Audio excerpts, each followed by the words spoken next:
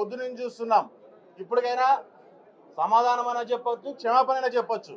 కానీ ఆయన పొద్దునుంచి చూస్తుంటే ఇంటి మీద బీర్ బాటిల్ వేసుకోవడము, ఇంటి దగ్గరికి రాళ్ళు తోలించుకోవడము, తన ఉత్తర ప్రగల్భాలు పలుకుతూ ఎక్కడో ఉంటూ కార్యకర్తలతో రాండి, ఇక్కడికి రండి, నేను ఇక్కడే ఉన్నాను, మనం తెలుసుకుందాం అని చెప్పి ఒక నాయకుడు, ఒక పొలిటీషియన్ మాట్లాడే మాటలా అవి అనేది విషయాన్ని కూడా మనం అంతా అర్థం చేసుకోవాల్సిన అవసరం ఉంది.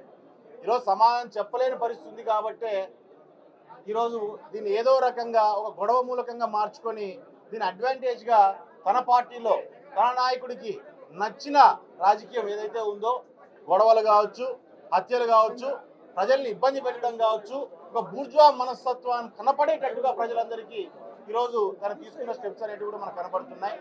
ఇంకా ఆలస్యం కాలేదు. ప్రకాష్ రెడ్డిని ఊరికి ఉత్తర కాలువలకి మీ కార్యకర్తల మధ్యలో బలిపశువులు చేసే బదులు క్షమాపణ చెప్పేస్తే అయిపోతుంది. ఇంకా టైం ఉంది, క్షమాపణ చెప్పాల్సిందిగా ప్రకాష్ రెడ్డిని కూడా కోరుతున్నా. నువ్వు నీతో గొడవ, నీ మాటలతో గొడవ, నీతో కూడా గొడవ కాదు ఎంఎస్ రాజు గారికి, నీ మాటలు, నీ పొగరతో గొడవ, అంతేగాని నీ ఇంట్లో ఆడవాళ్ళతోనో లేకుంటే నీ కార్యకర్తలతోనో నీ నాయకులతోనో కాదు గొడవ. వాళ్ళని ఎందుకు మధ్యలోకి తీసుకొస్తున్నావు అనే విషయాన్ని కూడా ప్రకాష్ రెడ్డి గారికి సూటిగా అడుగుతున్నాం. క్షమాపణ అయినా చెప్పు, సమాధానమైనా చెప్పు, ఇంకా సమయం ఉందని చెప్పి నేను తెలియజేస్తున్నాను.